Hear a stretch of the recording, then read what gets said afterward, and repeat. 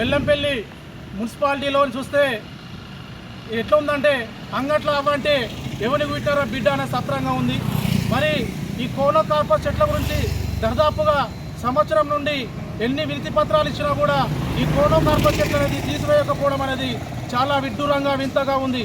మరి ప్రజలు ఇక్కడ సస్తా ఉంటే ప్రజాప్రతినిధులు మాత్రం నిమ్మకు నీరెత్తినట్టు వ్యవహరిస్తూ ఉన్నారు.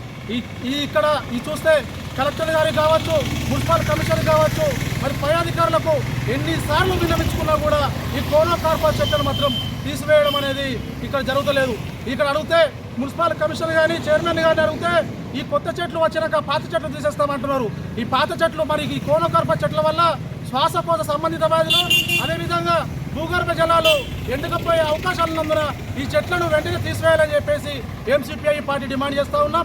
లేని ఎడల ఈ చెట్ల కోసం ఆమరణ నిరాహార దీక్ష కూడా చేస్తామని చెప్పేసి హెచ్చరిస్తూ ఉన్నాం. మరి ప్రజాప్రతినిధుల ద్వారా మరి బెల్లంపల్లి బాధలు మీకు పట్టయా, బెల్లంపల్లి ప్రజల ప్రాణాలు మీకు పట్టయా అని చెప్పి మేము అడుగుతూ ఉన్నాం.